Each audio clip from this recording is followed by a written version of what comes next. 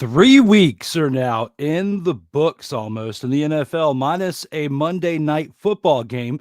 History was made on Sunday by the Minnesota Vikings.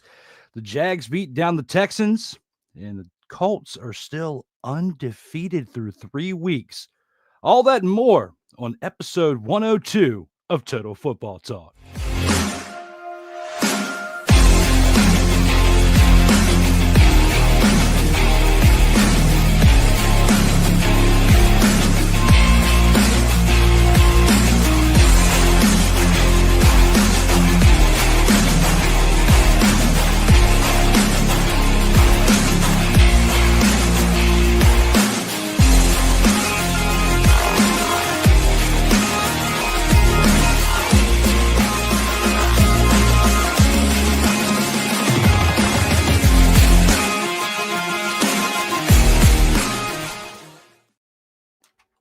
Welcome, one and all. It's that time again. We're back for Total Football Talk, episode 102. I am your host, Drew Willingham, and we are here for the 102nd edition of Total Football Talk, but also to recap everything that happened in Week 3 for Sunday from 1 p.m. on through the Sunday night game.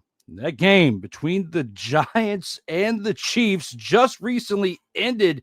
It was a beatdown, which what it looks like on paper, 22-9, but a whole lot more to discuss with that and much more on episode 102. Again, I am Drew Willingham. We are here tonight. Melvin Turismo's in the house in the live chat on YouTube saying, yo, along with congrats on 100 episodes. Thank you very much there, sir. You've been a part of it along the way out here in the comments. And to those of you, keep those comments coming as we rock and roll to the opening drive. All right, let's go. We got trips, right? At 42, 989. On two. Ready? Break.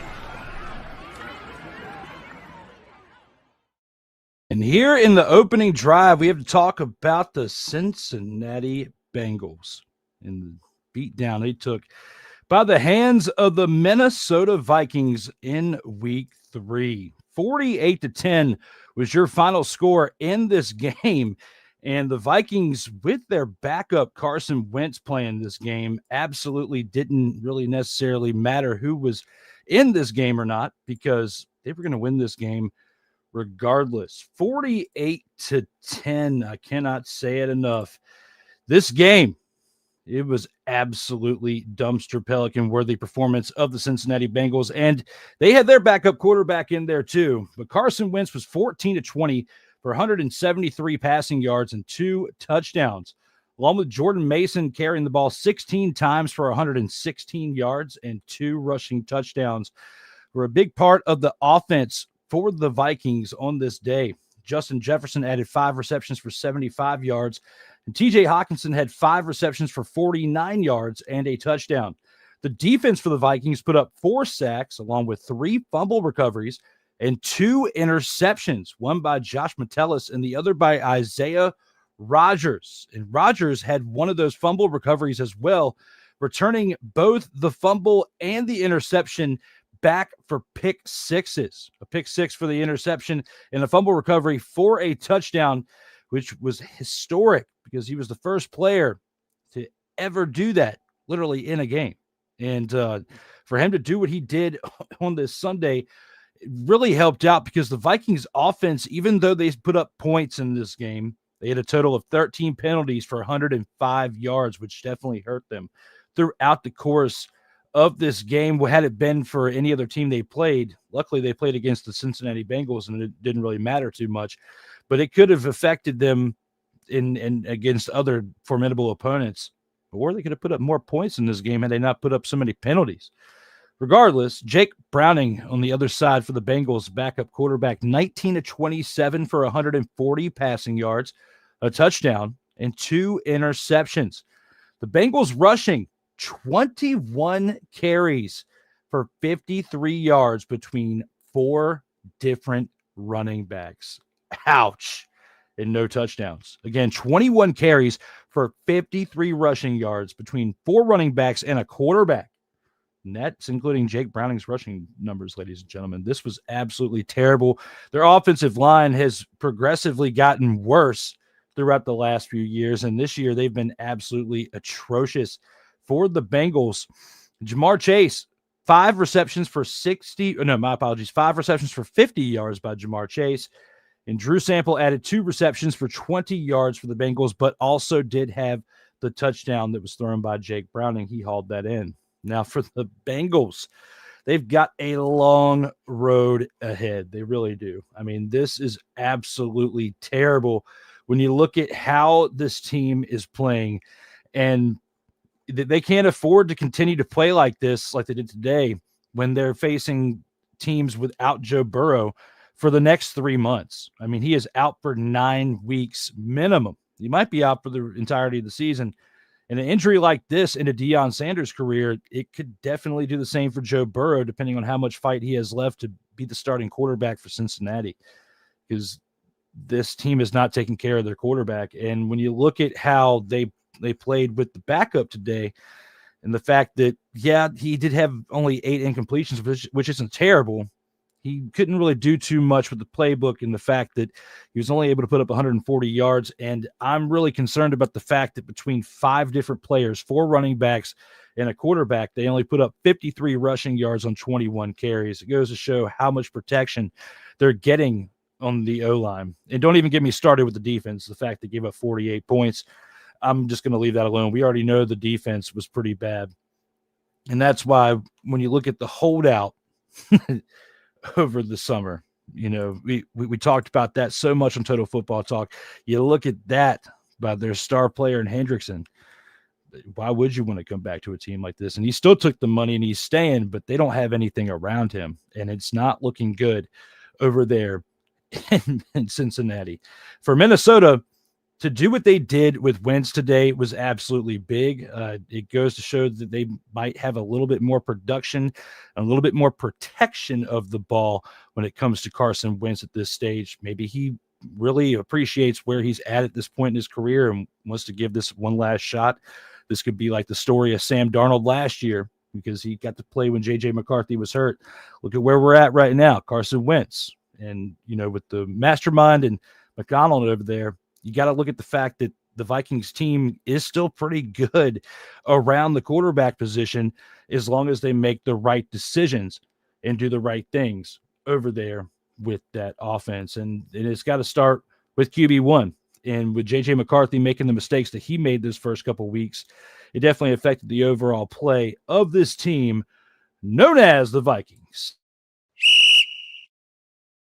Now, when we look at the teams that we have, this next one was a pretty big snoozer, if you ask me. And this one was between the Houston Texans and the Jacksonville Jaguars. This game right here was absolutely dumpster pelican worthy of a watch. When you look at it overall from start to finish, it was tough. It was tough to watch because Trevor Lawrence was not great in this win for the Jags. 17-10, not terrible. But the quarterback play, the fact that he had 20 incompletions in this game was absolutely terrible. 20 of 40 for 222 passing yards and an interception, along with 2 carries for 9 yards. That was what Trevor Lawrence put up in this big win for the Jacksonville Jags. Travis Etienne, 16 carries, 56 rushing yards, and a rushing touchdown. By Shul Tootin, 6 carries for 21 yards and a rushing touchdown. That was the highlights for the offense, was the 2 running backs. And they didn't put up big numbers, but they came up big when they needed scores, and they did that. Brenton Strange, 6 receptions for 61 yards, was your leading receiver, along with Brian Thomas Jr., who got some action with 2 receptions for 55 receiving yards. The Jags' total penalties for the day, 9 for 70 yards. That affected them big, which is why this game was as close as what it was. The Jags' defense, 2 sacks, a fumble recovery, and 2 interceptions by Antonio Johnson and Jordan Lewis, who now has consecutive weeks with interceptions for this team, was a big contributing factor in why the Jags stuck this through all the way to the end and won, because the Houston Texans were not all together, and they haven't been throughout the course of these first three weeks of the season. They have looked pretty bad. 25 of 38 with C.J. Stroud completions out of attempts for 204 passing yards, a touchdown, and 2 interceptions, along with 4 carries for 22 yards. Was all he was able to muster up as the starting quarterback over there for the Houston Texans. Nick Chubb running 9 carries for 38 yards was all he was able to produce in this game. You've got to get him going if you want to have a chance to win. And him getting 38 yards on that many carries is not good at all. And he didn't have much help around him in the running game, which is why that's your leading rusher for this team. 9 carries, 38 yards by Nick Chubb. Nico Collins, though, he was a big part of why they were able to stick close in it, because he had 8 receptions for 104 receiving yards and a touchdown. The 1 touchdown pass by C.J. Stroud was to Nico Collins. Dalton Schultz, the tight end, 5 receptions for 39 receiving yards, helped out.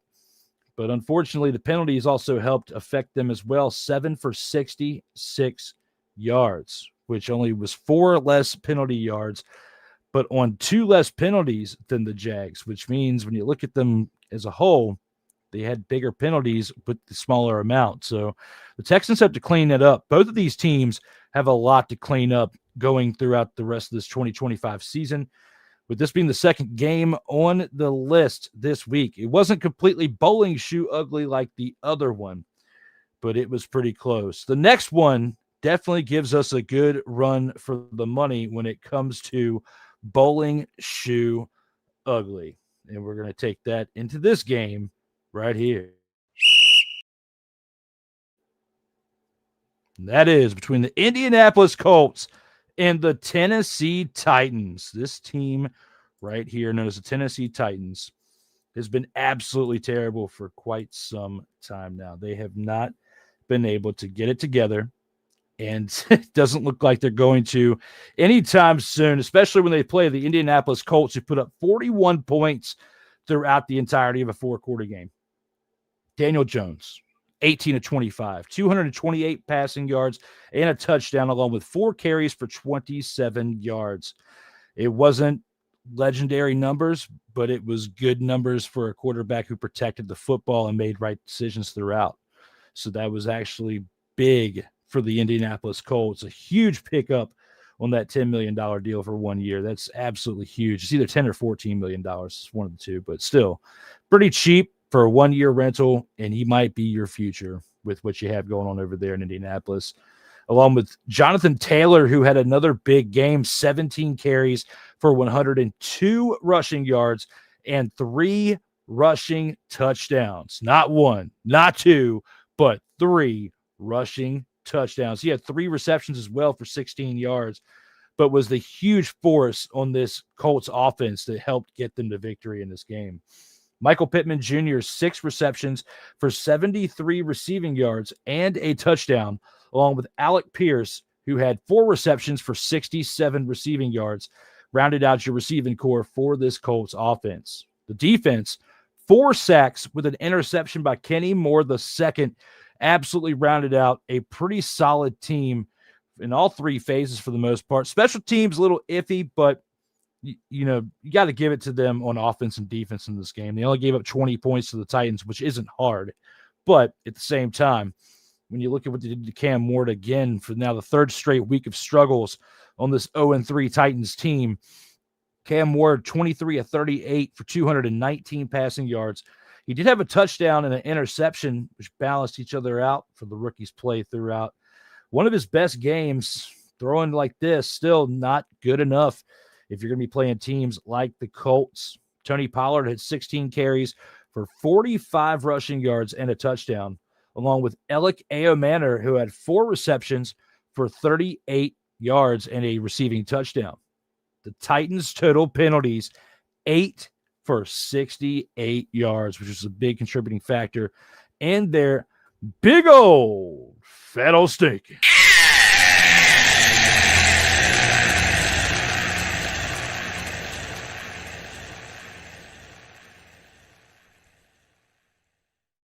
Kicker did not help. Joey Sly, 2 of 4 in field goals, contributing 8 points on this day.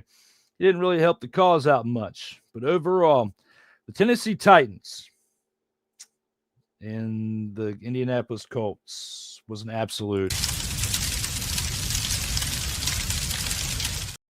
and made its case for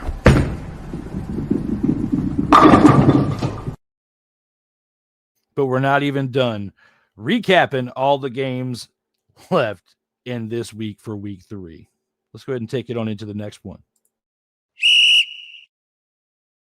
And here with the next one, it's between these two teams, the Las Vegas Raiders and the Washington Commanders. The Commanders getting a big win here in this game, and it happened to be at home at Northwest Stadium. And this team went off with their backup quarterback. 5 starting quarterbacks in this week were backup quarterbacks. And it happened to work out in the favor for the Commanders as they won 41-24 at home. Marcus Mariota, 15-21 for 207 passing yards and a passing touchdown, along with 6 carries for 40 rushing yards and a rushing touchdown. Jeremy McNichols added 4 carries for 78 rushing yards and a rushing touchdown, along with Old Bill is what he likes to be called. Old Billy, Ja'Cory Krosky Merritt, 8 carries for 26 rushing yards and a rushing touchdown. Was absolutely huge for the Washington Commanders on this Sunday.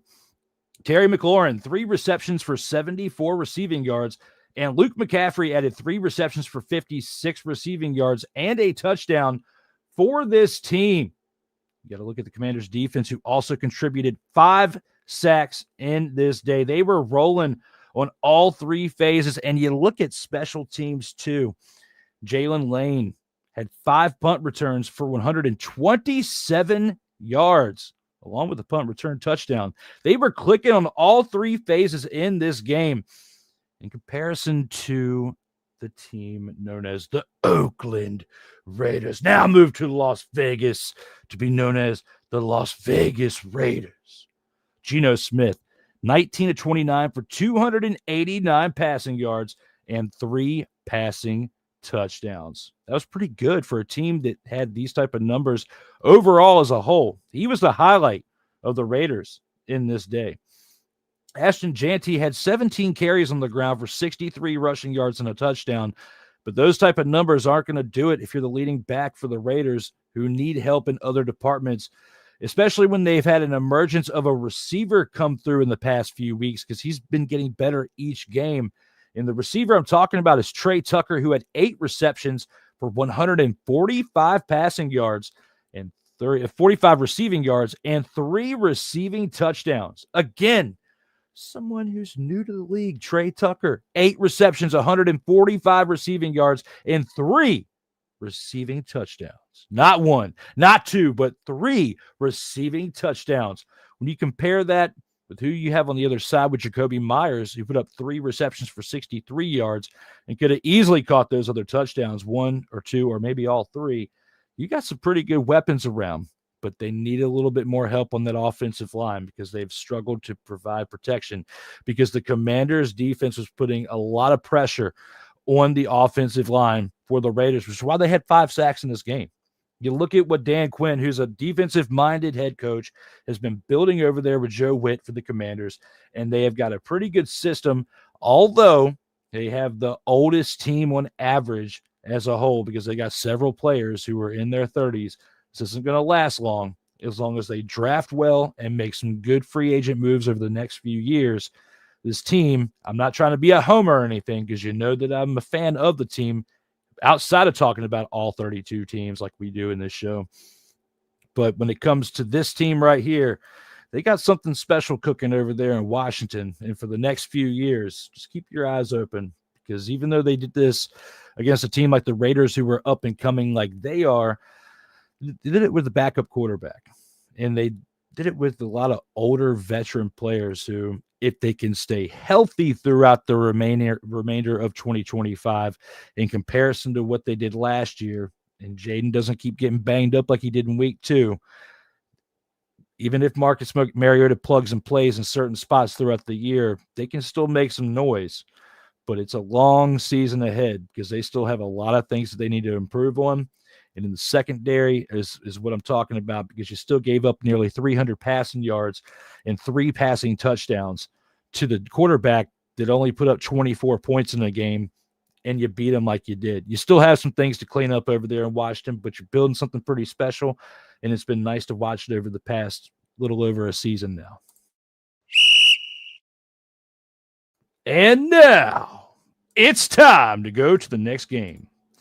The next game that we're going to talk about is between the Los Angeles Rams and the Philadelphia Eagles.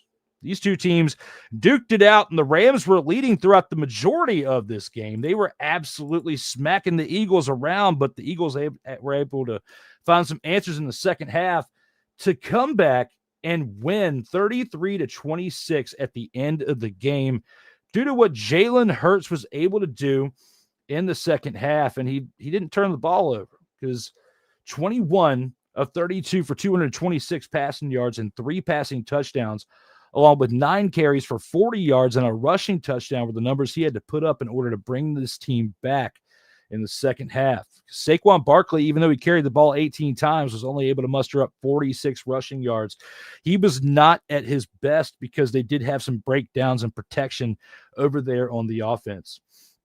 A.J. Brown, though, had 6 receptions for 109 receiving yards and a late touchdown, along with Devontae Smith, who had 8 receptions for 60 receiving yards and a receiving touchdown as well. Dallas Goedert, the tight end, added only 1 reception, but he did make 33 yards out of it and a touchdown to help this team throughout the second half stay in it and win this game.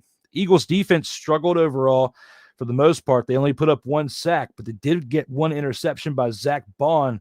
But they have some things to clean up on both sides, because even though it's not too bad in comparison to other teams we've talked about throughout the first 4 games leading up to this 5th game on Sunday, they still are known for a pretty strong defensive team. And you only got to Matthew Stafford, who's 37 years old, once throughout this game. The Rams have got a pretty decent team over there, but their offensive line isn't as good as your defensive front. So I was pretty concerned about looking at that breakdown throughout the second half, because in the first half, you were looking like you were cooking towards being able to break them down throughout the second half of the game. And with not really seeing that being able to happen, I was concerned, because you should have been able to come away with this a little bit more than what you did by just barely coming back at the end.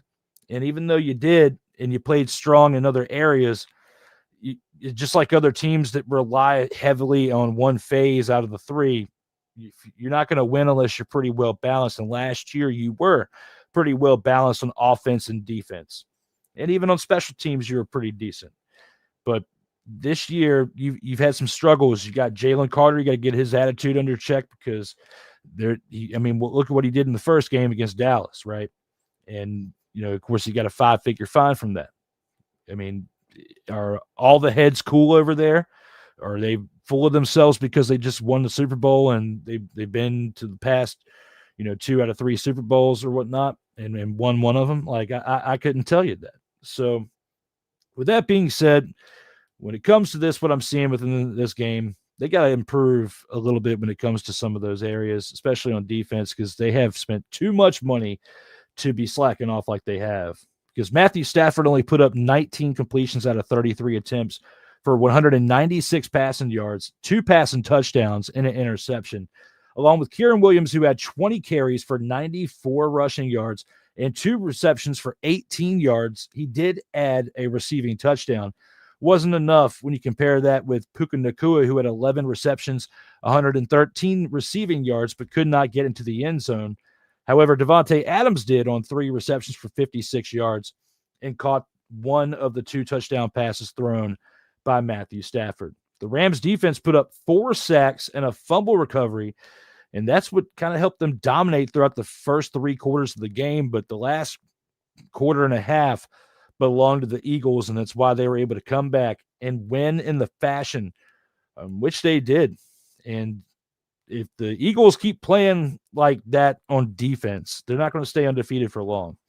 They'll still have a pretty solid season because they've got a pretty good team overall, but If they want to stay undefeated and take this NFC East, at least throughout the first 10 to 12 games, is what you're going to have to do, because teams like the Commanders, I can't really say the Cowboys, because, I mean, look at what happened against the Bears. But you've got the Commanders on your heels again, and it's going to be a pretty tight race. And with the way you played against the Rams throughout the first 2.5 quarters, if you keep playing like that to start games, teams like the Commanders are not going to be able to let you come back into it by the time you did against the Rams. And that's not speaking bad against the Rams and the Commanders. I just like what I'm seeing out of more youthful quarterbacks. You got the second-year quarterback in Jaden Daniels, who had the special year like he did last year. And then you've got Marcus Mariota, who's only 31, who can come in and play in different spots and step up when you need him to.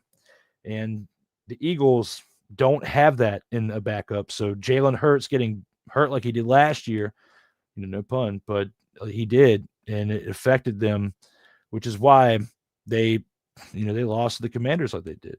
So looking at it for what it is, and looking at this game right here, the Eagles have a long way to go, but I like the fact that they have started 3-0 because it makes it good, healthy competition within the NFC East. And here for the 6th game, we're going to talk about the fact that this one right here was absolute.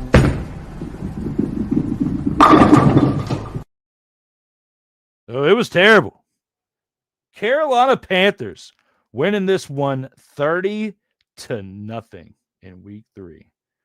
Who saw this coming? I did not see this coming. I thought the Falcons would have been able to win this easily, and not even by a deficit like this. I didn't see them beating the Panthers by this much. But nobody saw the Panthers winning this one in the manner of which they did. 30-0. Especially when your quarterback, Bryce Young, is only putting up 121 passing yards on 16 completions out of 24 attempts. He had 2 carries for 8 yards and a rushing touchdown, but 129 all-purpose yards and a rushing touchdown, like, that's not stats of a quarterback. It leads the team to a 30-0 victory. Unless you're Trent Dilfer and it's the Baltimore Ravens of 2000. But I'm not even coming close to comparing them in this type of game, because it just goes to show the Falcons were pretenders coming into this year for people who have put them on such a high pedestal. Because Chuba Hubbard had 17 carries for 73 rushing yards in this game, along with Rico Dowdle, who had 10 carries for 30 rushing yards and a rushing touchdown. Ted McMillan added 3 receptions for 48 yards, and Tommy Tremble had 2 receptions for 16 yards. But what was big for this team, though, was the defense, because the Panthers' defense had 2 fumble recoveries, 2 interceptions, one by Chow Smith, my apologies, Chow Smith-Wade, and Mike Jackson were the 2 individuals that caught the 2 interceptions. On special teams, Ryan Fitzgerald was perfect on field goals, 3 of 3, for 12 total points contributed in this win for the Panthers.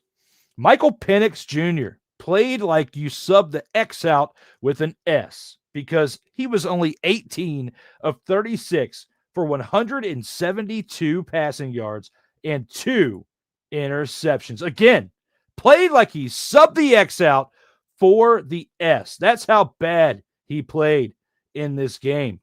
2 interceptions. Look at the pressure that he was under in that graphic right there. That's why they lost 30-0. They even brought Kirk Cousins in, who threw 7 passes. He was 5 of 7 for 29 yards. This Atlanta Falcons offensive line and the protection that they are providing for the quarterback is absolutely terrible. But Penix at the same time, even though they don't have as bad as protection as you would say the Tennessee Titans or the Houston Texans, or maybe the Cincinnati Bengals have. But this Atlanta Falcons team should be doing better than getting blanked to the Carolina Panthers, a team who has had their own struggles that we've talked about throughout several episodes of this show right here. 30-0. Bijan Robinson only had 13 carries for 72 rushing yards, was not able to get into the end zone. He did add 5 receptions for 39 yards. He was pretty much the highlight for the offense. Drake London was wasted in this game. Is not wasted like he was wasted, but they wasted his talents in this game. 5 receptions for 55 receiving yards. And Darnell Mooney, who had 4 receptions for 44 receiving yards. 30-0 was this score in this game. Bro. Luke Fresh, I see your comment out there. I'll get to that here shortly. We're going to finish rounding out these games real quick. But, bro, 30-0. This right here was absolutely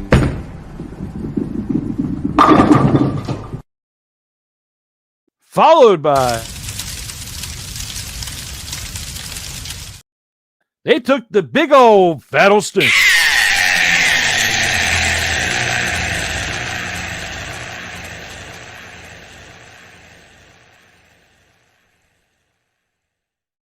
Which could go down as this.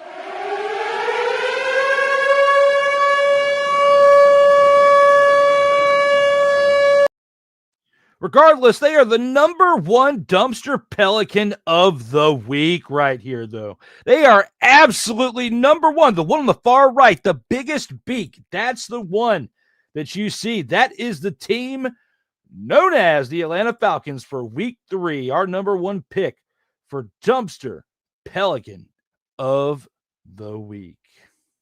Jeez. And now it's time to talk about Captain Ayahuasca, who led his team, the Pittsburgh Steelers, to a 21-14 victory. More so, the defense carried them on the back because the offense did not play all that well in this contest for the Steelers. Because Aaron Rodgers was only 16-23 for 139 passing yards. He did have 2 passing touchdowns and an interception, along with Kenneth Gainwell, who had 4 carries for 16 rushing yards and a rushing touchdown in this game. Jalen Warren added 18 carries for 47 rushing yards and 5 receptions for 34 yards. DK Metcalf had 3 receptions for 32 receiving yards and one of the 2 receiving touchdowns that were thrown in the way for the receivers. And the other one caught was by Calvin Austin III, who had 3 receptions for 34 receiving yards throughout the day. The Steelers defense, 5 sacks, 4 fumble recoveries, and an interception by Brandon Echols absolutely dominated the offense of the New England Patriots. The defense of the Steelers literally carried this team to victory. Again, 5 sacks, 4 fumble recoveries, and an interception by this defense because they only had the time possession in this game of 26 minutes and 40 seconds. Absolutely dominated on defense to their opposition. That being the Patriots, led by Drake May, who was 28-37 in completions out of attempts for 268 passing yards. He did have 1 interception thrown, 2 passing touchdowns. So he was 2-to-1 ratio in touchdowns over interceptions, which isn't horrible. He did have 7 carries for 45 yards, but their running back, their number 1 running back, who is their rookie that they just drafted this past draft, Travion Henderson, had 11 carries for 28 rushing yards, along with 3 receptions for 19 yards. They need to get him going in order to have an established flow on the offense, and they couldn't because the pressure by the defense, they could not get much going on the ground because those 7 carries for 45 yards by Drake May, he was pretty much running for his life. Hunter Henry had 8 receptions for 90 receiving yards and made the best of those receptions because 2 of them resulted in touchdowns. 2 receiving touchdowns by Hunter Henry, nearly 100 yards with 90 racked up. Patriots total penalties is what affected them big time, though. 7 on the day for 54 yards it cost them overall. So when they got to clean up some things on offense and defense, but they only gave up 21 points, which isn't terrible. But the fact they went up against a strong defense like the Steelers, which is why they struggled in this game.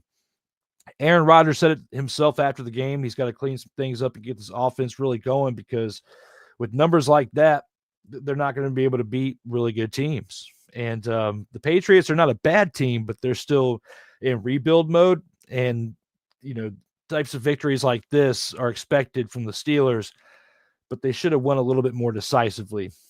Aaron Rodgers did big because he did pass Brett Favre on the all-time passing touchdowns list to become number 4 all-time, which is big. But that was inevitable. We knew that was coming this year at some point. He was only a few touchdowns away to start the year. But with where we're at here, the Steelers need to get things cooking on offense. They need to do it quick if they really want to have a good seed going into this playoff run with Aaron Rodgers for this season. Keep him healthy. But the Patriots have got a pretty good thing brewing over there, but I don't see them making the playoffs this season. The Steelers, that defense can carry them into the playoffs. And now it's time to talk about the Green Bay Packers and the Cleveland Browns. This team and the Packers traveled on the road for a victory of what we all thought against a struggling Cleveland Browns team led by 40-year-old quarterback, number 5 in your heart, 15 here on the field. Give it up for Joe Flacco, 21 of 36 for 142 passing yards in this game. He had an interception, and that was your starting quarterback's. that was his overall numbers here in this game. 142 passing yards and an interception by your starter, known as Joe Flacco. Quinshon Judkins, though, 18 carries, 94 rushing yards, and a rushing touchdown, helped out big time in this victory because they definitely leaned on him throughout several parts throughout this game. David Njoku, 5 receptions for 40 receiving yards, along with Cedric Tillman, who had 3 receptions for 26 receiving yards. The Browns' defense was a big contributor in their victory, and we already knew how big time of a defense they've got over there because they had 5 sacks in this game, along with an interception by Grant Delpit.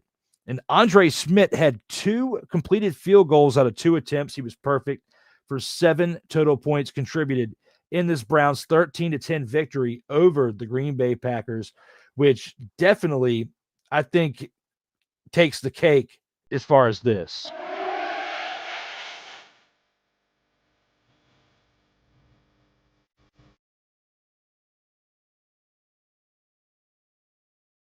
I mean, can you blame me for saying that? Because Jordan Love, only 18 completed passes out of 25 attempts for 183 passing yards. He did have a passing touchdown and an interception, along with 4 carries for 18 yards. But we expect more out of Jordan Love in big games, and this kind of was a big game going against a big-time defense, which kind of has me concerned about a playoff run in Green Bay. Because going into this week, I would have said they were favorites to make a pretty deep playoff run at this point. And now going against the Cleveland Browns defense like this, it's going to be a big challenge when they face other defenses that are pretty comparable throughout the NFC and the AFC throughout the remainder of this year. Josh Jacobs had 16 carries for 30 rushing yards, along with 5 receptions for 44 receiving yards. Matthew Golden added 4 receptions for 52 receiving yards, and Tucker Kraft had 3 receptions for 29 yards. Packers defense added 2 sacks with an interception by Xavier McKinney. Brandon McManus was 1 of 2 for field goals, contributing 4 points. But a big difference maker in this one was the fact that there was a blocked field goal attempt, the one that he missed, late in the fourth quarter. Had they made that, we could be looking at a different game and result to be talking about right here and now. The Packers got exposed in certain areas and primarily in their running game and the protection on their offensive line here against a pretty powerful defensive front over there in Cleveland. Not saying they're going to face each other in the Super Bowl, but if they're going to be facing other teams this year that have pretty strong defenses, you now have on tape what you need to do in order to apply pressure to the Packers and get a big-time win, especially if you're at home and you need that type of advantage in the division. You've got to look at this tape against the Browns. And our next game we have was a pretty close one. The Jets put up a pretty good fight for our final 1 p.m. contest here on this Sunday. And the Jets they were winning towards the end, which forced the Bucs to put up a late field goal in order to come back and take the victory here in week 3. Because Baker Mayfield was 19 of 29 for 233 passing yards and a passing touchdown, along with 4 carries for 44 rushing yards. Big-time Bucky Irving, 25 carries for 66 rushing yards and added 4 receptions for 33 yards, combining for 99 all-purpose yards within 29 touches as a receiver and a runner in this game. Emeka Egbuka had 6 receptions for 85 receiving yards, which has still been a big target for Mayfield throughout these first 3 weeks. Mike Evans had 4 receptions for 33 receiving yards, but went out with an injury towards the second half and did not come back. The Bucs defense, though, had 4 sacks with a fumble recovery and an interception by Jamel Dean, which ended up being a 55-yard pick six, which was a big difference maker in this game against the Jets. Now, on the other side, when you look at the fact that the total penalties for them, 14 combined penalties for 124 yards for the Tampa Bay Buccaneers on offense and defense. That is not going to help you out, especially against struggling teams like the New York Jets. They've got to clean that up. Tyrod Taylor on the other side for the Jets started as the backup, one of 5 starting backups today for week 3. 26 of 36 for 197 passing yards, 2 passing touchdowns and an interception, along with 8 carries for 48 rushing yards. Breece Hall added 9 carries for 21 rushing yards and 4 receptions for 31 receiving yards. Garrett Wilson also had 10 receptions for 84 receiving yards and a touchdown, along with Alan Lazard, who had 2 receptions for 13 receiving yards and a touchdown. The Jets, in comparison, not that bad in penalties. When you compare that to the Buccaneers, who I just talked about, they only had 7 for 81 yards. And their kicker kept him in it. Nick Folk still slinging his leg out there, the former Dallas Cowboy kicker from like 100 years ago. 2 completed field goals out of 2 attempts for 9 total points. Helped keep the Jets in there. But that pick 6 by Jamel Dean for the Bucs was a big turning point in this game, as the Jets did leave for quite some time. But overall, when you got your backup quarterback in there who's a little rusty, who has pulled out some magic before when he was with the Bills, being Tyrod Taylor, former Virginia Tech quarterback, he can make some things happen.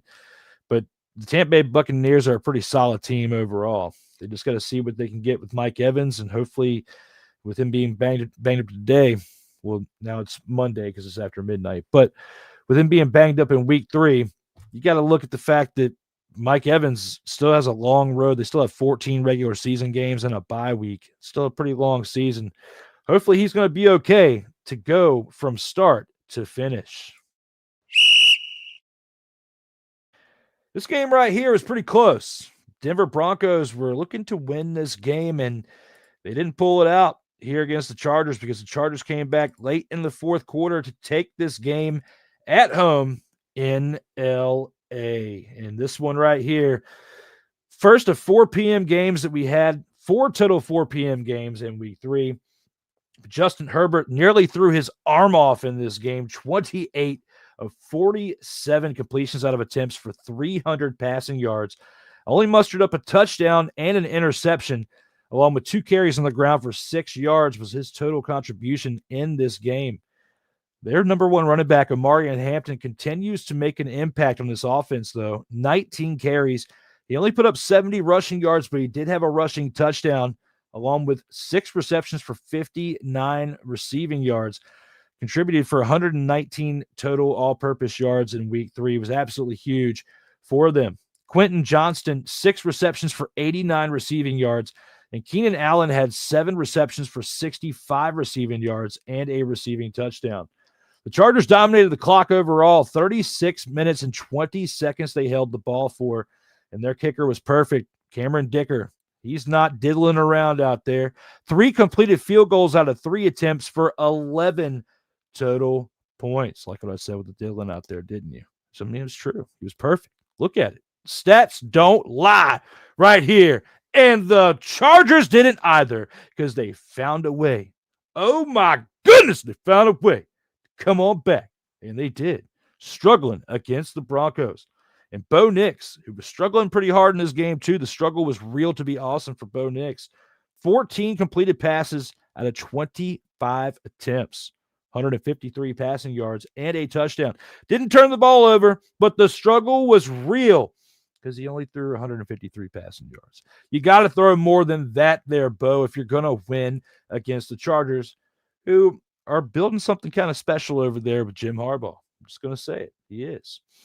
Just kidding Dobbins. J.K. Dobbins. I like to call him Just Kidding Dobbins because sometimes he's just kidding when he shows up. He doesn't put up the type of stats that you need out of a running back, which is why he's kind of floated around the league. But Just Kidding Dobbins, 11 carries, 83 rushing yards, and a rushing touchdown.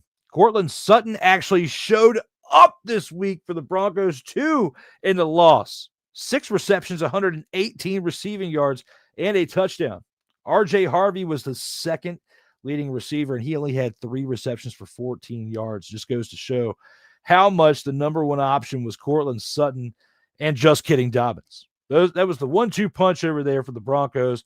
Bo Nix. Cortland Sutton, who has been really inconsistent since he came to the league, and Just Kidding Dobbins. That's who your 2 main assets.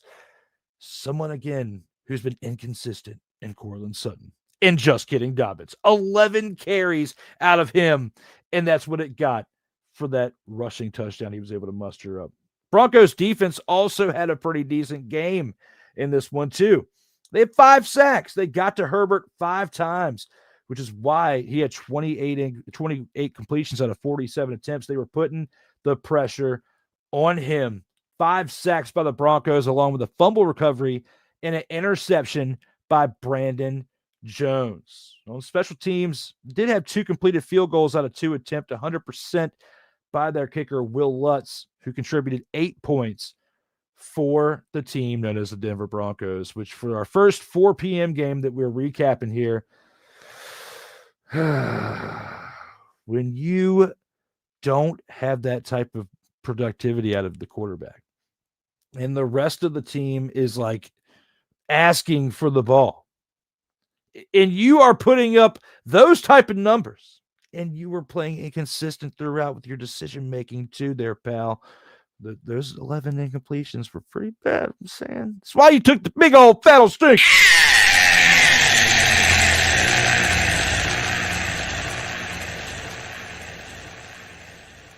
But I digress here.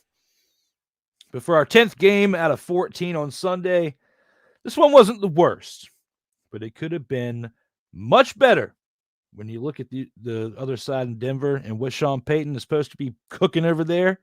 I expect more out of Bo Nix, and that's why I'm giving him a big old hard time right now.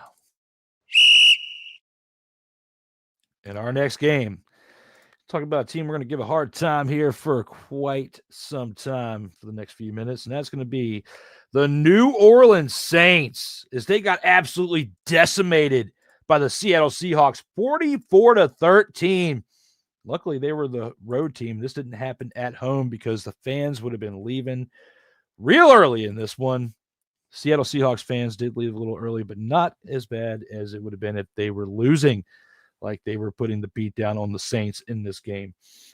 44-13. Sam Darnold, 14 of 18 for 218 passing yards and 2 passing touchdowns. Protected the football.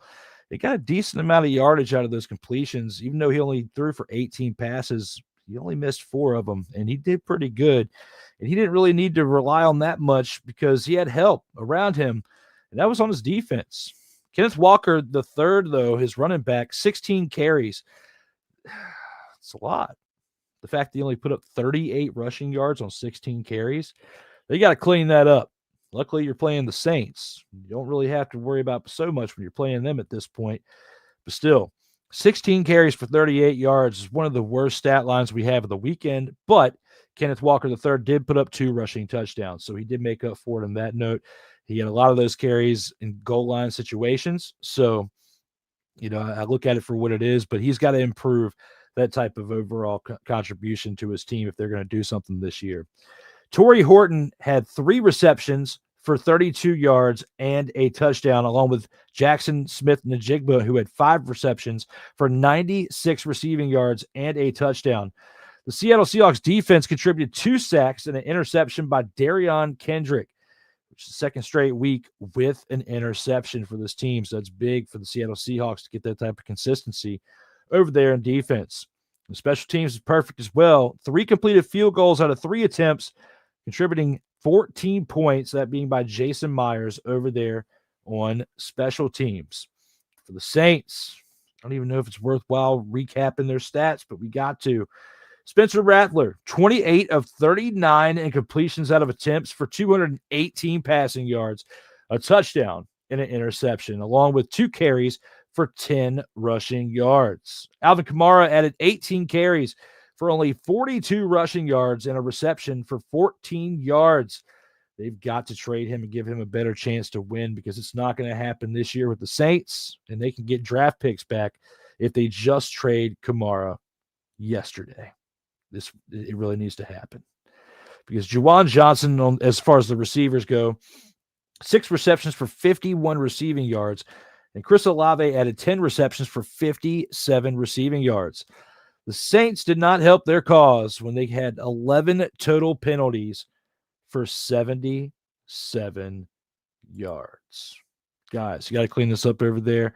I don't think Kellen Moore is going to be able to do enough this year to turn it around to have a respectable end of year. They need to take these draft picks and need to do something special in the next offseason or two while they have him, because that young mind is going to get wasted over there in New Orleans.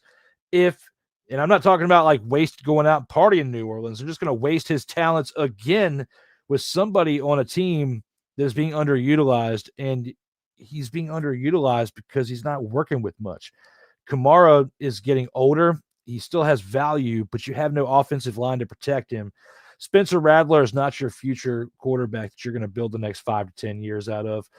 In your receiving core, you got a decent receiving core. But if you have nobody protecting the quarterback that can get them the football, what's the point? What is the point? You got a lot of work to do over there in New Orleans. It is not going to happen this year for you to turn it around fast and do something with what you have. You need to trade away Kamara while you can still get something for him. Because right now, 44-13, absolute dumpster Pelican-esque by this New Orleans Saints team. And now to our 12th game of this Sunday. Third of 4 games for the 4 p.m. slot, and that is between the Chicago Bears and the Dallas Cowboys. The Dallas Cowboys absolutely getting the smackdown letdown on them in this game, as they let themselves down and they let Jerry Jones down in this game by losing 31-14. Fingernail Man had his way in this game, that being Caleb Williams, who was 19 of 28 for 298 passing yards and 4 passing touchdowns. One of his best games of his short stinted career now through 20 regular season games. 5 carries for 12 yards he also added in this one. DeAndre Swift, 13 carries for 33 rushing yards and 3 receptions for 45 receiving yards. It's absolutely big for this team in the fact that he was able to establish somewhat of a flow in areas where they kind of needed some flow established, along with the fact that they had receivers going for 101 receiving yards on 3 receptions and a touchdown by Luther Burden III, and Roma Dunze, who had 3 receptions for 62 receiving yards and a receiving touchdown, were absolutely big-time numbers from his receivers in this game, that being Caleb Williams and his relationship with his receivers. Bears defense also big in this one. 2 sacks along with a fumble recovery and 3 interceptions off of 2 quarterbacks over there in Dallas. 2 of them by Dak Prescott and the other by Joe Milton III. And those interceptions were hauled in by Tremaine Edwards, who called in two of those, and one by Kevin Byard III. Wow. Big time stepping up over there in Chicago by their defense. and their receivers, and most importantly, by fingernail man, the quarterback. Their running game is about what you would expect out of it, but overall, you got to have a game like that out of that quarterback if you're going to have any type of success in Chicago. And they did that against a team that needed to get the wind taken out of their sails a little bit more, and that being the Dallas Cowboys, who, led by Dak Prescott, completed 31 passes out of 40 attempts for 251 passing yards, a touchdown, and 2 interceptions. Joe Milton III came up in garbage time and late in the fourth quarter, who completed 3 of 5 passes for 41 yards and an interception, which gave the Bears a total of 3 interceptions in this game. Javonte Williams, 10 carries for 76 rushing yards, along with 5 receptions for 16 yards, was not enough to help the Cowboys out, get the flow established as they lost 31-14. Jake Ferguson had 13 receptions for 82 receiving yards, and George Pickens added 5 receptions for 68 yards and a receiving touchdown in this game. Cowboys time possession, 32 minutes and 58 seconds, and they still lost this game. They had the ball longer than the Chicago Bears, and they still couldn't find ways to get it done, which goes to show you how bad they were getting decimated in this one in comparison to their previous teams around them that had played the Bears. Because this right here was bad. 32 minutes, nearly 33 minutes, you have the ball, over half the game. And you're giving them the game when you're throwing 3 interceptions as a whole. Mainly the 2. The one in garbage time by Milton, not too big of a deal. But those 2 interceptions, you could have scored and only have a 3-point deficit to where you don't have Milton in towards the end and you lead them towards a tie-in field goal, or you lead them to victory. One of the 2. Or you're playing better and that inspires your defense to continue to step up. And that happens too. When your offense is playing like trash, your defense isn't going to put up so much of an effort in some cases, especially later in the contest. And if you have an established flow in offense, it rubs off. The momentum rubs off on all 3 phases, the defense to special teams. And the Cowboys have got a long season ahead if they're going to be playing like this against pretty, stacked team. I wouldn't say stacked, but I would say talented teams, because the Bears are talented and they've got a smart head coach over there and they're starting to get things together.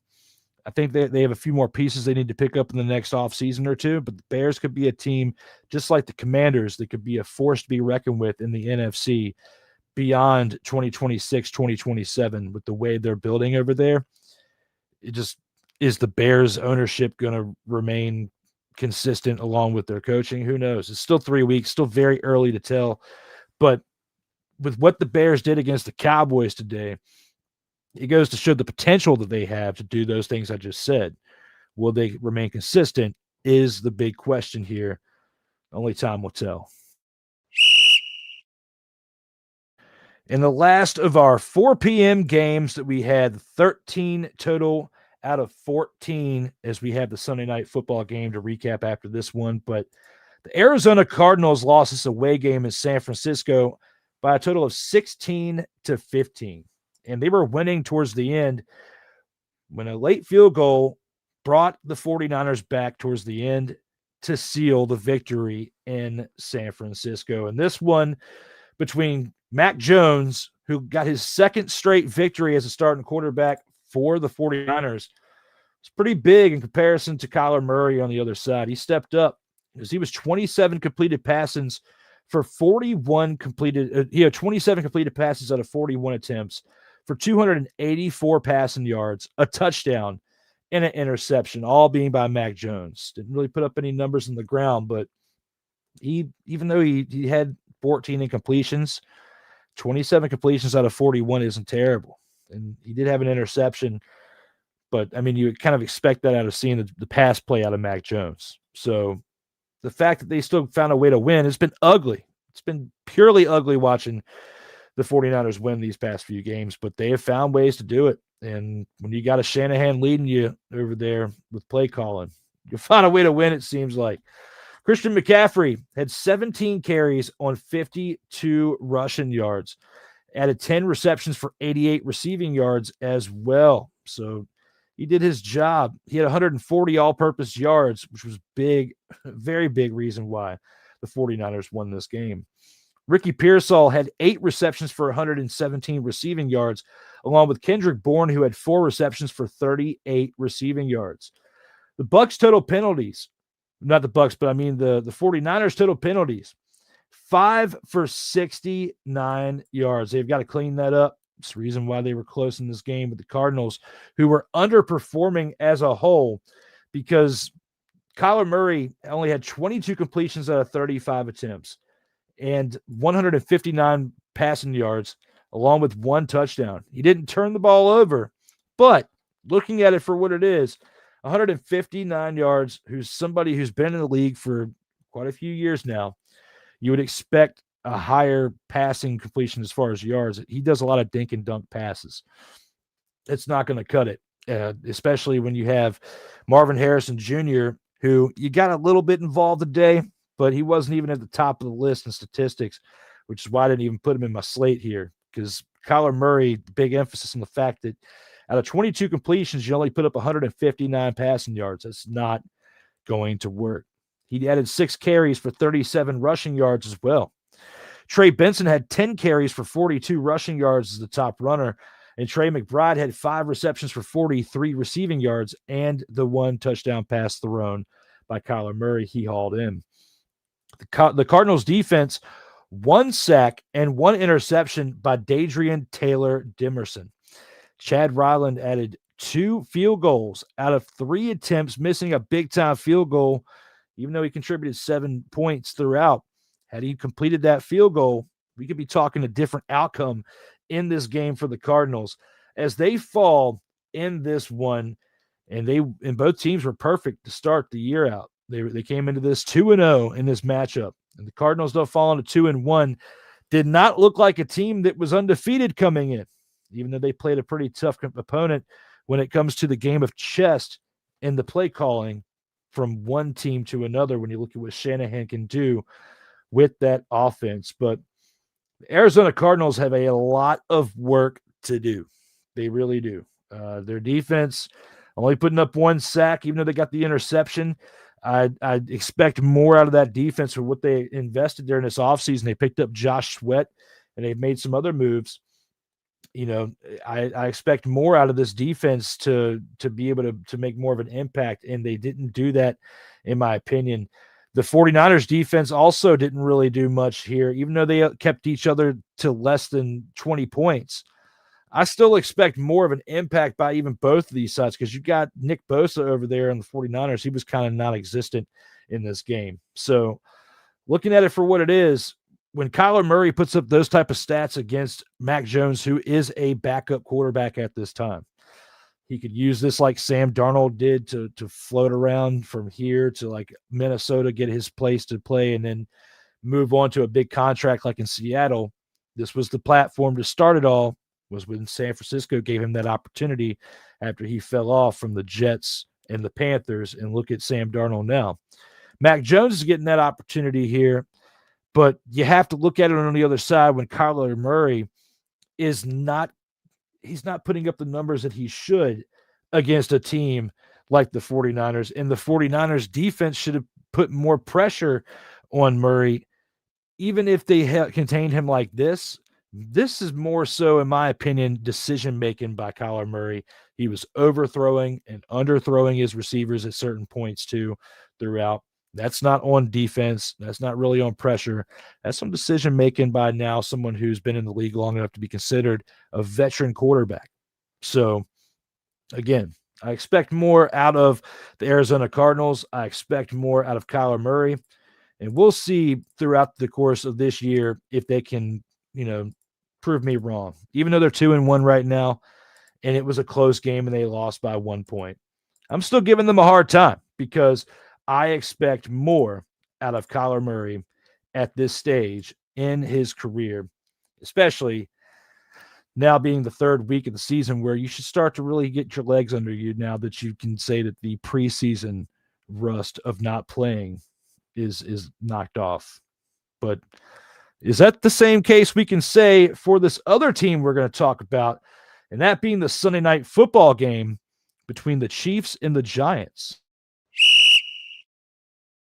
And this game right here ended not too long before we got started here with episode 102 of Total Football Talk, and that being the game between the Chiefs and the Giants. Chiefs winning on the road in the Meadowlands 22-9. 22-9 is your final score in this contest, because the Chiefs proved in the duration of it at the end why they have been a successful team throughout the last half decade. Because Patrick Mahomes leading the way, 22 of 37 completions out of attempts for 224 passing yards and a passing touchdown. He did only have 2 carries for 5 yards on the ground, but did enough to keep things rolling, as he had a little help from Isaiah Pacheco, who had 10 carries for 45 yards, didn't put up a lot of yards with those carries, but along with the fact that Kareem Hunt also had 10 carries for 34 yards and a rushing touchdown, between the two, 20 carries for about 90 yards, 89 yards between the two. It's not horrible. It's not completely bad. It's enough to keep the flow of the offense going. So they did their job over there and didn't panic, even though the game was close going to halftime. It was 9-6 going into halftime. Chiefs total penalties, 8 for 85 yards, which is why this game was kind of close to start the first half of the game. Tyquan Thornton, though, had 5 receptions for 71 receiving yards and a touchdown, along with Juju Smith-Schuster, who added 4 receptions for 55 receiving yards. On the other side, for the Giants, Russell Wilson struggled in this one after having a pretty solid Week 2 game. He struggled. 18 of 32 completions out of attempts for 160 passing yards and 2 interceptions, along with 4 carries for 25 yards. They were not planned runs. He was pretty much running for his life as the pressure was on, because the Chiefs definitely had 2 sacks and 2 interceptions on him. And the interceptions came from Christian Roland Wallace and Jalen Watson. Russell Wilson, the time for Jackson Dart might be coming a lot sooner than anticipated. Cam Scatterbo was a highlight, though, for the Giants, as he had 10 carries for 60 rushing yards and a rushing touchdown. He also added 6 receptions for 61 receiving yards. So combined between his 10 carries and 6 receptions, he had 16 plays he was involved with for 121 all-purpose yards and a rushing touchdown. Big by Cam Scatterbo. The Giants' total penalties, though, 7 for 82 yards. Not nearly as bad as the other side with the Chiefs, but still a contributing factor into things they need to clean up if they want to turn things around in a lot faster fashion than the Dallas Cowboys. Even though they're 0-3 and the Cowboys are 1-2, they can quickly change to where this team gets a win or two and the Cowboys keep losing. That's how they're both playing right now. And the fact that the Giants had a time possession of 30 minutes and 8 seconds was wild. They had the ball for just a little over the half of the game, and they still only put up 9 points. They're going to be making a switch at quarterback soon. I don't see it being Jameis. I see it being Jackson Dart. I mean, look at Eli. Eli started by week 6 or week 8 or something in his rookie year for the Giants, back when Kurt Warner was starting as the quarterback. This could be a situation where the former Super Bowl winning quarterback ends up backing up and tutoring the future for the Giants very soon, because they should have been able to do a little bit better in this game. And even though they've got a pretty bad offensive line and their defense really needs an overhaul, they should have been able to put up more than 9 points on this aging, depleted Chiefs defense in comparison to how they played. The Chiefs, with a score of only giving up 9 points, 3 field goals. This is the type of defense they played like 3 to 4 years ago. Okay. We haven't seen that in at least like 2 years. It's been about 3 to 4 years since we've seen this consistently out of the Chiefs defense. So that just goes to show the work that this team needs to put in on all three phases, the Giants being them and the Cowboys, it is not looking good for either of them at this point in the year. And speaking of the Cowboys, this whole version of the opening drive for episode 102 is brought to you by these messages right here. This has been yet another Beating a Dead Horse presentation. If we're going to talk about the Cowboys in comparison to the NFC East, I feel like it's only fitting that we include that right there, because I didn't necessarily include it with the game that they were getting the beating the dead horse out of them. So with all that being said, we're going to take it on into our one and only commercial break for episode 102. When we come on back, we got the 2-minute drill where we preview all the games for this upcoming week, well through Sunday. I'm not going to do Monday's upcoming games for week 4, but we'll preview the upcoming game for Monday night tonight, Thursday, and all of the Sunday games for week 4. If you stick around after a couple minutes of this commercial break.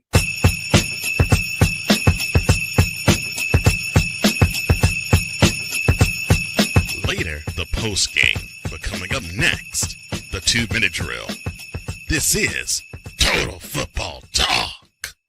You know it, and I know it. Let's get ready for it. When that will happen, we don't know. All right, let's go. We got trips, right? At 42, 989. On 2. Ready? Ready.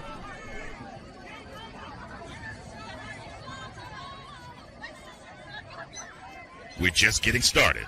Total Football Talk will return right after this. Join Ryan McCarthy. I became a Jets fan because Kurt the Frog was my favorite Muppet because he was green, and the Jets wore green. That's how I became a Jets fan. And Dustin Henry. ESPN is cashing all in on let's pay a few personalities and we'll just kind of fill in the gaps. As they walk you through all of the world of sports from their perspective. The Albany Empire, it's a literal circus. No credentials required. Where, Ryan, say the tag. Where you don't need a press pass to talk sports. Live every Tuesday at 8 p.m. Eastern, 7 p.m. Central on YouTube and where you can find podcasts.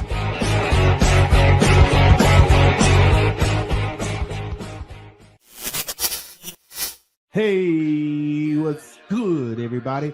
This your boy Corey, host of The Grind, where we talk about all things WWE. You can catch The Grind every single Saturday, 4 p.m. Eastern. 4 p.m. Eastern, right here on Sertoba Media. If you're not following Sertoba Media, then what are you doing? Like, share, subscribe. There are many different things that we have available on Sertoba Media for your viewing pleasure. And what else you got to do on a Saturday afternoon? Come spend some time with me. Come spend some time with my colleagues on this platform. Help us be able to bring everything that you all want to see. Matter of fact, you know what? If you ain't did it yet, I got something for you. Stay true to what you do. Stay true to why you do. And always stay true to you. Sertoba Media, where the struggle is real to be awesome. Do you like talking sports? Do you like entertainment? Do you like the occasional series of heated discussions? Are you in and out, Drew? With that said, Drew, I'm hearing a bunch of stuff in your mind. I know you know this team very well. Are you in and out, my friend? Then you must see this. Drew Willingham versus random panelists. Who wins? You decide on the In or Out sports debate. Live. Whenever the we feel like it. Eastern Standard Time. Exclusively on Sertoba Media, where the struggle is real to be awesome.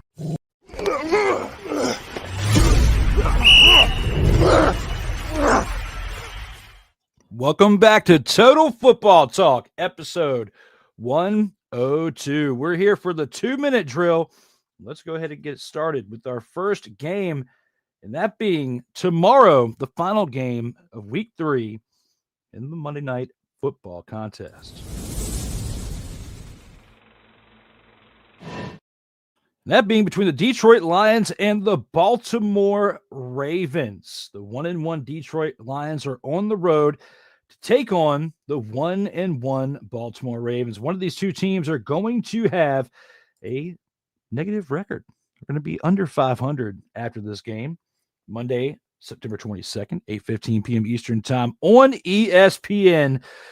I have the Baltimore Ravens winning this game over the Detroit Lions at home. Detroit, even though they had a big win the past week, I just think that the Ravens have what it takes to beat the Lions at this point.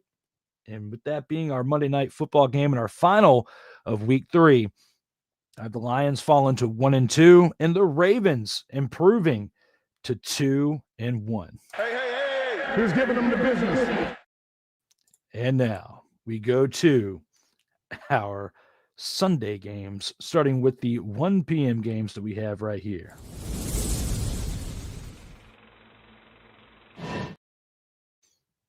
That being our Sunday morning football game that starts it out for Week 4, as the NFL is in Dublin, Ireland for this upcoming contest between these two teams right here. The Minnesota Vikings and the Pittsburgh Steelers are again in Dublin, Ireland in this contest. And with what the Minnesota Vikings did this week against the Bengals and the Steelers in what they did in their win, you know, they've got two pretty good teams here when you look at the defense of the Steelers, and the offense is pretty formidable if they keep things consistently moving over there in Minnesota. So good, really good defense against a somewhat inconsistent at times Vikings offense. I think I'm going to have to go with the Pittsburgh Steelers winning this game right here in Dublin, Ireland. I just have a feeling they're going to be able to put the pressure on this team in a different country. And I think that for what it's worth, it's a pretty good opportunity for the Steelers to show that even though their quarterback, and they have to carry this team because of it, can be inconsistent, they can remain consistent even when traveling to different countries in different time zones. I'm going with the Pittsburgh Steelers winning this game in Dublin, Ireland. Who's giving them the business? And now to the 1 p.m. games over here in Week 4. We have 7 games here for Week 4 that we have to preview here. There's quite a bit of them. So let's go ahead and get started with these 1 p.m. contests. First one being between the Washington Commanders and the Atlanta Falcons. These two teams facing off in Atlanta. This one's going to be a tough matchup for the Falcons to have, especially when you look at what they did in getting blanked by the Carolina Panthers. Regardless of who's at quarterback for the Commanders, we saw what they were able to do against the Raiders this week too. I think I'm going to have to take the Washington Commanders winning this one on the road in Atlanta. I don't think it's going to be 30-0 like what the Panthers did. I do think that it's going to be a pretty sizable victory, though. And for that, if you're a Falcons fan, you might not even want to watch this one. Who's giving them the business? Our next game will go with the Los Angeles Chargers and the New York Giants. With this one right here, based on how Justin Herbert's played over the first few weeks and how the Giants have got such an inconsistent offense over there and a pretty bad defense as well, I think it's going to be a pretty tough one for the Giants, and they go 0-4 after this matchup here. The Chargers will improve to 4-0 here. As a result, you'll have a winless team and an unbeaten team after this 1 o'clock game. I'm going with the fact of that the Chargers win over the Giants. Not as bad as what the Panthers beat the Falcons this previous week, but they still beat them pretty bad. Who's giving them the business? Our next one, Tennessee Titans and Houston Texans here. We'll go with the Tennessee Titans upsetting. No, I'm just kidding. The Houston Texans will finally get their first win as these two teams are winless. 0-3 going into this matchup at 1 o'clock. Toilet bowl of the week and it could look that way, but I have Houston winning this one. I will be surprised if the Titans win. If they do, if the Titans win, Houston cannot speak for the rest of the season because they're not going to win. They're not going to make it to the playoffs. If Houston cannot turn things around and start with beating the Titans, their season is already cooked. We already know the Titans' season's already cooked, but Houston's season will be cooked if they don't get this victory this week. Who's giving them the business? Our next game, the Eagles and the Buccaneers. This one will be a pretty good matchup, I believe, because these will be two unbeatens as we go from two winless teams facing off to this one being two teams that are 3-0 in the Eagles and the Buccaneers. I've got the Eagles winning this one because the Buccaneers struggled against the New York Jets team that they should not have struggled that bad against. And the Eagles have been finding ways to win games that regardless if this one's close, based on what they did against the Rams this week, I feel like they have a really good chance of winning this one. And it's not going to be as close as from what the Bucs beat the Jets. I feel like it's going to be by at least a touchdown or more. And that is my pick for this week 4. Who's giving them the business? Wrong transition that I clicked there. But hey, Carolina Panthers are on the road for this next one against the New England Patriots. And this one right here is going to be a tough one for the Panthers because they're not going to be able to win 30-0 like they did against the Falcons this week. The Panthers, I feel like, are going to lose this one. They're 1-2 going against the Patriots, who are also 1-2 at 1 o'clock. And I feel like the Patriots are the team here that gets to 500 with a victory, and the Panthers fall to 1-3 is my take for this one. Who's giving them the business? Our next one, we have the winless New Orleans Saints, who are 0-3, taking on the Buffalo Bills, who are undefeated at 3-0. For this one right here, who do you think I'm going to pick? I'm definitely going with the Buffalo Bills. They will remain winning at 4-0 to remain unbeaten, and the Saints will remain winless at 0-4 after this matchup. Who's giving them the business? Our last 1 o'clock game for this week, the Cleveland Browns are on the road to take on the Detroit Lions. And based on the fact that the Browns have a pretty strong defense and the Lions will have a short week, I'm going to call for the upset here and go with the Cleveland Browns winning on the road in Detroit this upcoming week. That'll be my upset pick of the week for week 4. The Lions on a short week after playing Monday Night Football on the road will come back home and lose their second straight game. Who's giving them the business? I mean, what do you think? It's possible. It could happen. Let me know what you think. Now, when we go to the 4 o'clock games for week 4, we have 4 games right here in different area codes, in different zip codes, in different time codes within these 4 p.m. games that we have on Sunday afternoon. These 4 games going between 8 different teams. The Jacksonville Jaguars and the San Francisco 49ers are your first contest here. Kickoff is at 4:05 p.m. Eastern time. And based on the way the 49ers have won, it's got to stop at some point. But I don't think it's going to stop this week. I think they win this game at home based on the way that Trevor Lawrence has been inconsistent. I still think that Mac Jones leading this team, whether it's him or even if Brock Purdy found a way to came back, regardless of who's at quarterback for the 49ers this week, they're winning this one at home. The Jags have a lot of work to do. They got exposed in several different areas, and one of them is on offense this past week. I'm going with the 49ers to win this one. I think it's going to be a close one. I don't think it's going to be as close as the game between them and the Cardinals, but I do think it will be a respectable finish. But that's my first of the 4 p.m. games result. 49ers over Jags. Who's giving them the business?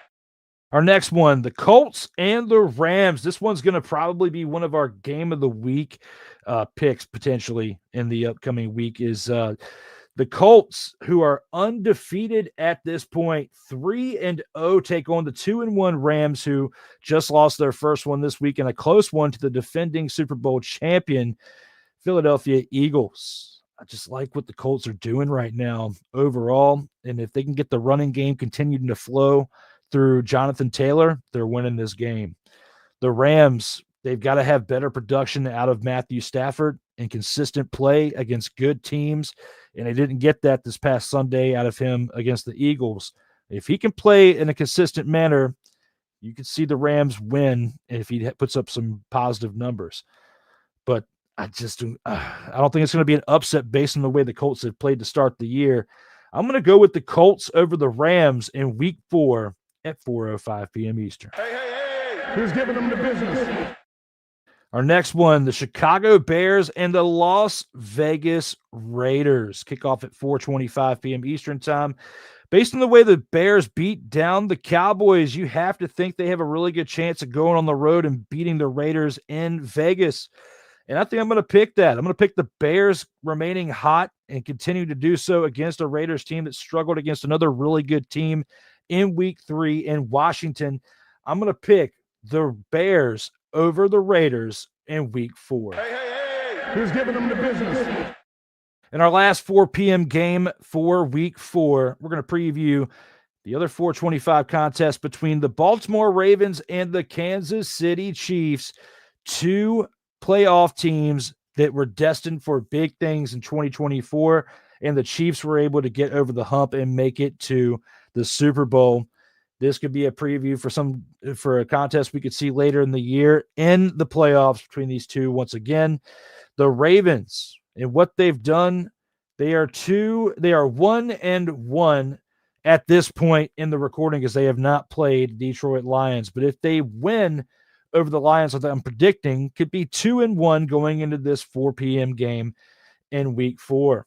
With a lot of momentum, considering the fact that even though the Chiefs won and have a victory under their belt in Week 3 now, being 1-2, they don't have the type of momentum and the type of swag that the Ravens have they've had over the last 2 years, as they've been a primarily more dominant offensive team in comparison of the two, with what they picked up in Derrick Henry in the offseason leading up to 2024 and now having him for a second straight year in 2025. I think the Ravens win this one, and they improve to 3-1 at this point.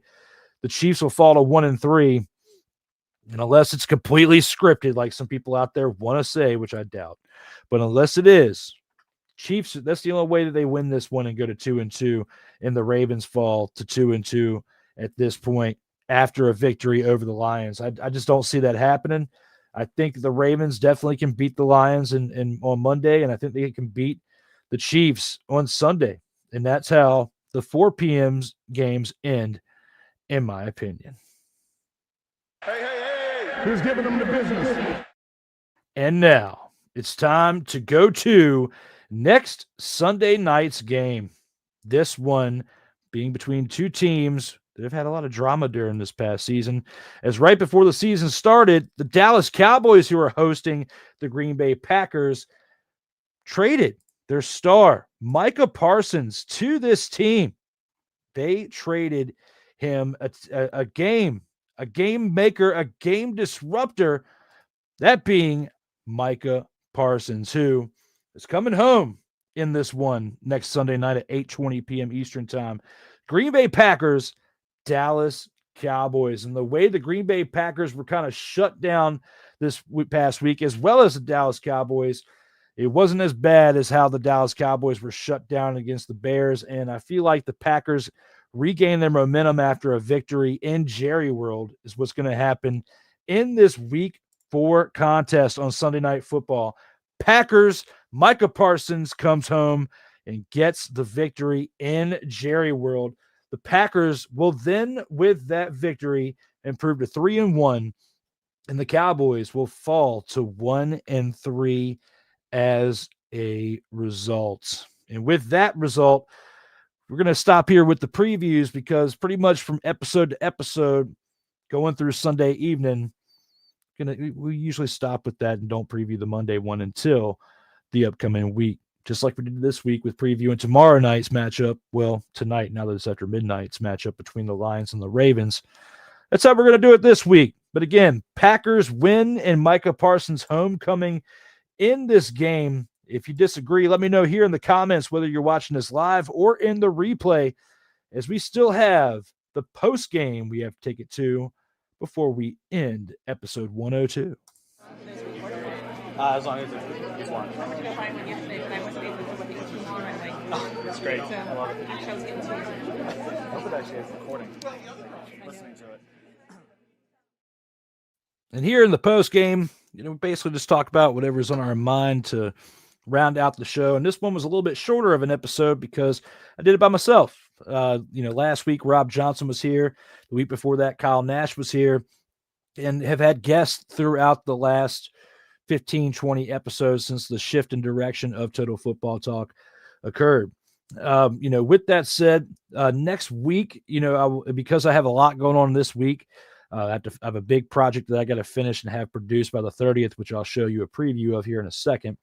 But this week, we will not be having Total Football Talk, as it will be off next Sunday, but returning the following week for episode 103 on October 5th around the same time, 11:45 p.m. Eastern time, or whenever the Sunday night football game has ended. So yes, episode 103 following this one of 102 will be back in 2 weeks on October 5th following the Sunday night football game. So taking next Sunday night off to make sure that I finish up the project that I will show you here in just a second. But there will be some Total Football Talk this week.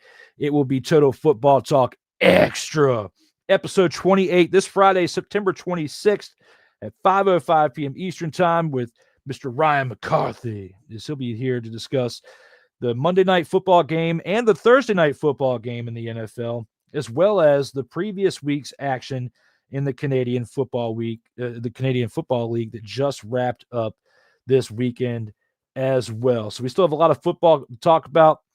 We'll discuss that this Friday, as we'll be coming back from having this past Friday off for the same reasons why this upcoming Sunday will be off for Total Football Talk. So again, episode 103 will be next week, the week after this upcoming one, the first Sunday of October, and we will have Total Football Talk Extra this week for episode 28 on Friday, September 26th at 5:05 p.m. Eastern time.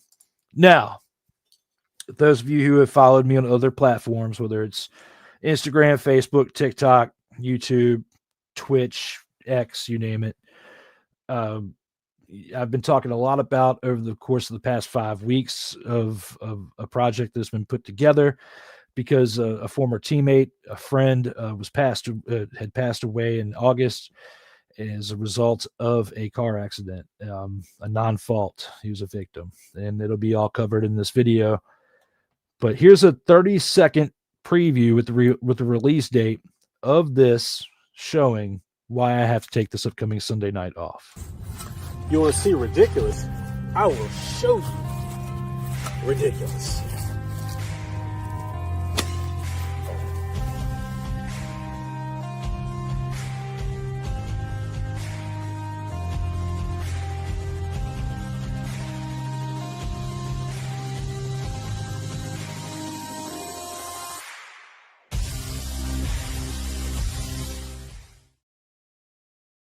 Regardless We Move, the Tavon Dawson story premieres Tuesday, September 30th, here on Sertoba Media.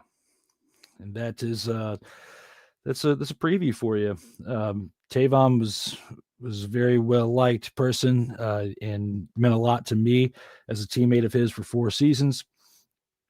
Things that will be covered in that video, and a lot of donations of content of him over the last 15 years, primarily for this video, and along with a lot of stories. So been working very hard on it, but I need this week, along with some other things that are going on personally, to take care of some things, and this being one of those that are a big part of the to-do list. So episode 103 will be back in 2 weeks. Again, Total Football Talk Extra will be this Friday with Ryan McCarthy, but this is a big time project I've been working on. So look forward to getting this wrapped up so everybody can look back on this whenever they think of him in the future in a positive way, but also to shine light on things we need to learn as a lesson from this. So with that being said, this has been episode 102 of Total Football Talk. We discussed Isaiah Rodgers making NFL history in a 48-10 win over the Bengals this week, and that was big time for him. He may never have a game like this again. So September 21st, 2025 was a big, big day for him to look back on as time moves forward. We covered that and all 14 games from NFL Week 3 Sunday. Looking forward to the Detroit Lions and the Ravens game tonight on Monday, as well as the Thursday game that we'll recap on Total Football Talk Extra this Friday. But again, Total Football Talk, the main show, will be back in 2 weeks on October 5th upon the completion and posting of this for September 30th. My name is Drew Willingham, and I've only got a few things left to tell you as we get on out of here to one semi-badass outro. Just like in life, when it comes to football, you got to keep your head up. You got to keep playing until that whistle blows. And as always, from me to you, to everybody out there in the live chat, to the replay chat, those of you watching this and making it to this point, an hour and a half in, please, from me to you, stay safe out here in these streets.